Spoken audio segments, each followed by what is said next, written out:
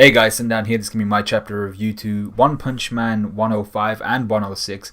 The first one being called Love Revolution and the second one being called A Clash of Power. Now, for 105, it's been a while and I should have really released the review for it a long time ago. But instead of that, you get a double whammy, so hopefully you'll enjoy this and it might flow a little bit better, maybe. So we'll see how that goes.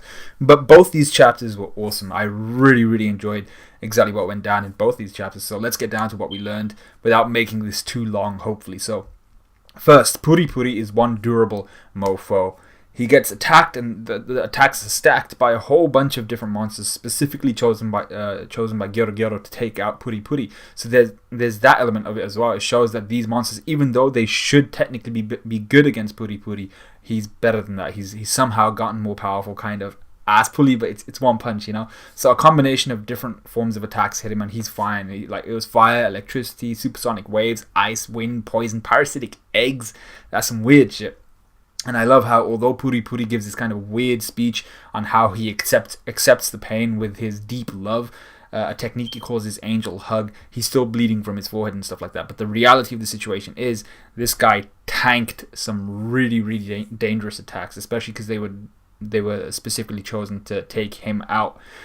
I also liked how he weirded out even the monsters. You know, it's Pooty. He's a weird guy, but they were weirded out by him, showing it matters not whether you're a human or whether you're a monster, but just that Pooty has the capability and capacity to weird out anyone. Now, as the monsters run from Pooty, we encounter a new monster by the name of Vakuma, who is likely Murata's rendition of Ganesha from the Hindu religion. I thought the name was Ganesh, but apparently it's Ganesha, which I'm not really familiar with. But anyway, from the Hindu religion, the god of new beginnings and success, and I think there was something else as well. And the name is very creative. Obviously, vacuum because of what we see later, and Akuma, which is the derivative of the two words vacuum and Akuma. Vakuma. Akuma being like a demon devil in Japanese mythology. And this monstrous creature quite literally snorts up his fellow monsters, absorbing their powers in a very Cell/Wapol-ish manner. And he gains a very monstrous penis. Oh my god! He gains a very monstrous appearance. His skin turning a darker shade and becoming quite vascular, gaining 7 trunks in the process instead of having that one main one that he had. And he also gains a couple eyes for good measure. Anyway, Vakuma's ability is simple. Until he poops, he can use the abilities of those he has absorbed freely. Pooty dodges its first attack with a ballerina's grace, like quite literally, although a bit of his pants gets caught in the shot, and burns away. He then tanks the next attack, saying he protected his sweater. Now, seeing as he's wearing his sweater as he's protecting himself, and he guards the attack by crossing his arms in front of himself and kind of like in a Des Bryant touchdown kind of thing. I'm not sure how he actually protected his sweater doing that, but Pooty is Pooty. Anyway, Vakuma notices Pooty shaking, and he's like, yeah, it's because of all the poison, the venom, all the attacks you've been tanking. There's no way a human would be able to muster all of those attacks and just not be hurt by it. So this is where we actually see Pooty upgrade and gain a new power called Vibration Angel. So it's not because he's hurt. He kind of, the way I see it is he absorbs all of these attacks, he tanks all of these attacks, stores their energy, and then becomes like some sort of potential energy converter or some shit like that, and he just converts it to vibration energy. So he can, like, all this kinetic flame, heat energy, all that stuff, he absorbs that and then converts it to another form.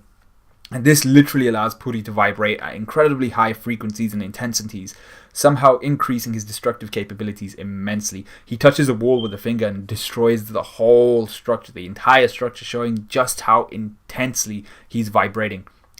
And he absolutely demolishes Vakuma in a beautiful double spread, Murata on fire, as usual.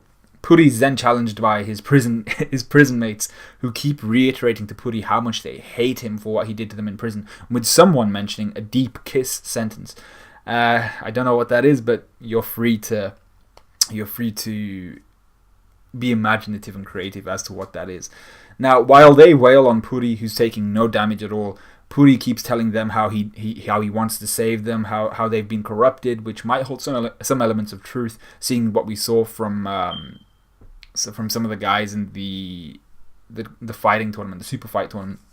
and how someone did mention there that, eating monster cells would actually corrupt you.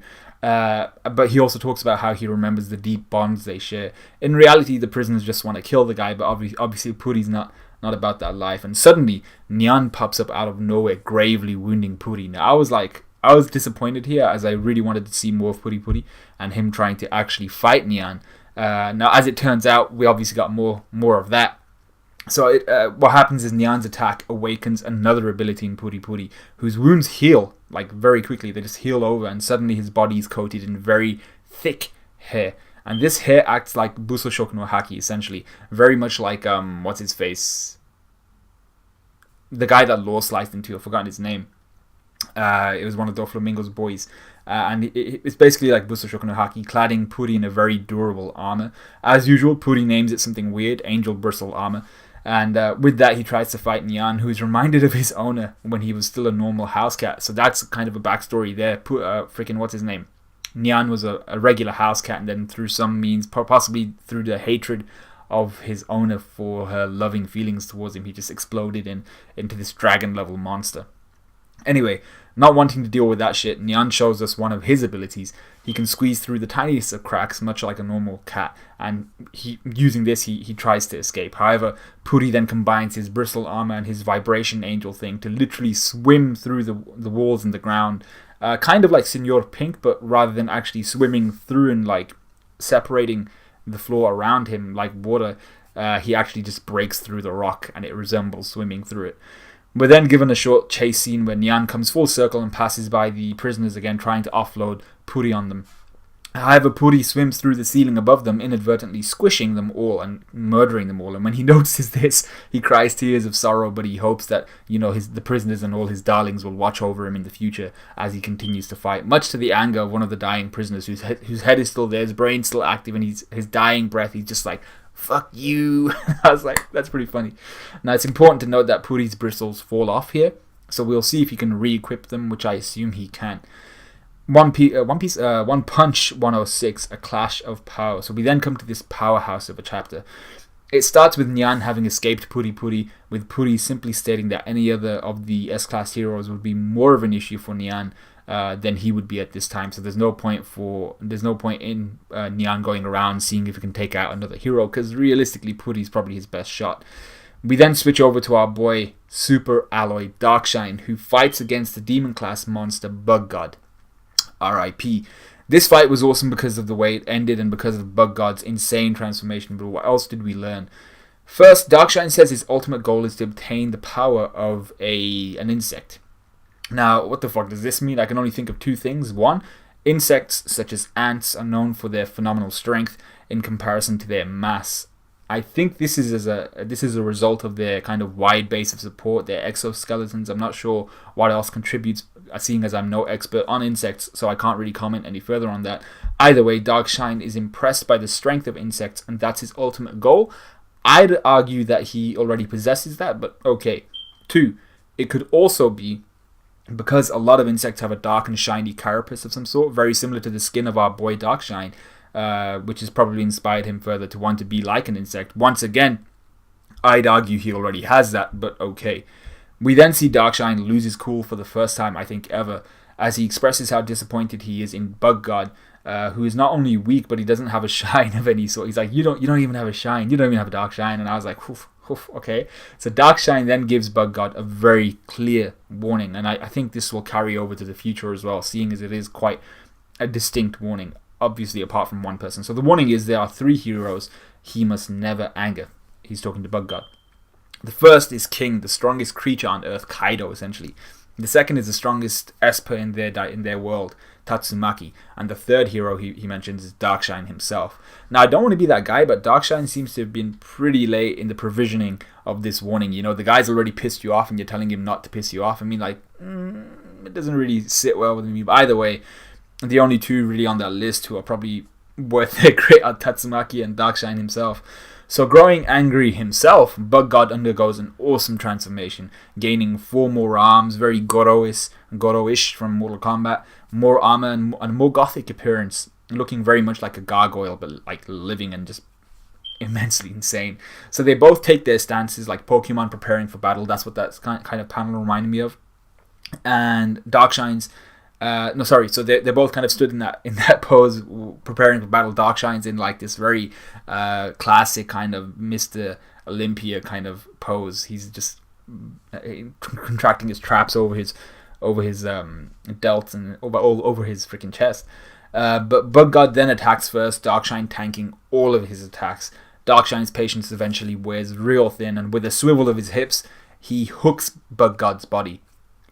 Bug God's entire body is just from like below the waist, about just below the waist, and all the way up. So his torso from just below the waist all the way up is completely deleted from the One Punch Man universe. It's completely just eviscerated, and Darkshine is victorious. Now, he muses on finding an executive level monster when the headquarters starts to quake, otherwise his muscles become demotivated. But I was just like, shit, he just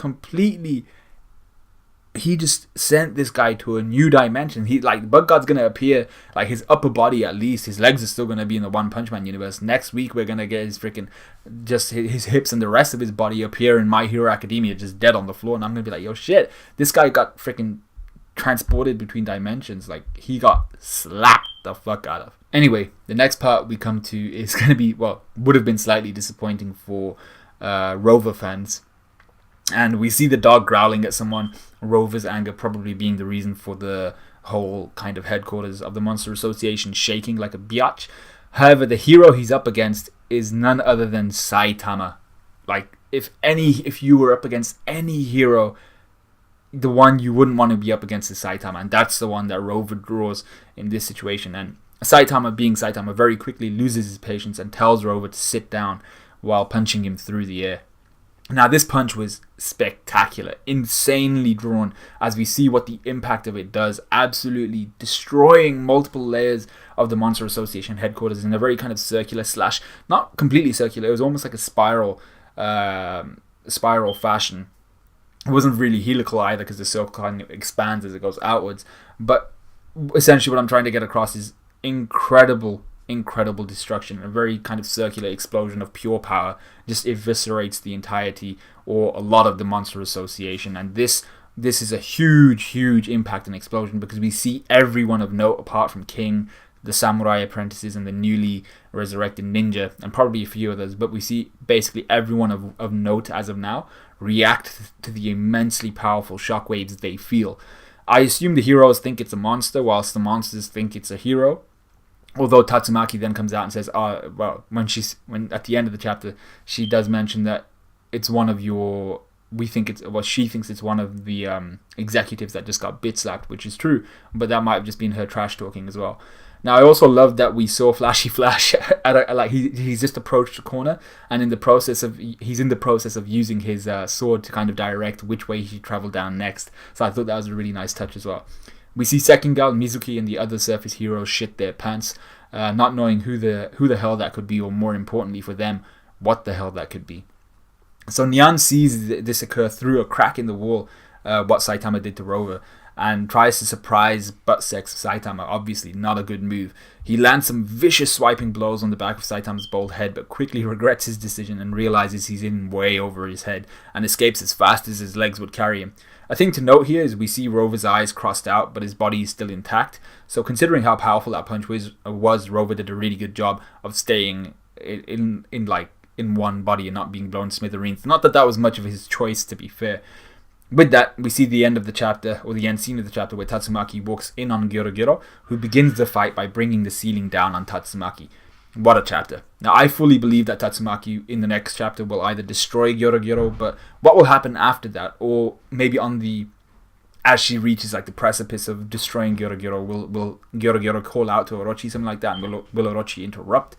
Would Tatsumaki be able to fight against Orochi, which is the next question. And I don't see why not. I'm not saying she'd win, but I can't say that she'd lose either against Orochi. So then the next question is, will Saitama chase down Nyan? Knowing Saitama's character, he can't be asked for that. But it's my opinion that Nyan will wander around and see all the other S-Class power level heroes. So not necessarily just the S-Class in terms of like Amaya Mask and stuff like that, but everyone that reaches that power level. He'll see all of them in action, decide they'd probably kill him, and eventually he'll return to Pooty, who kills him anyway. That's my own opinion.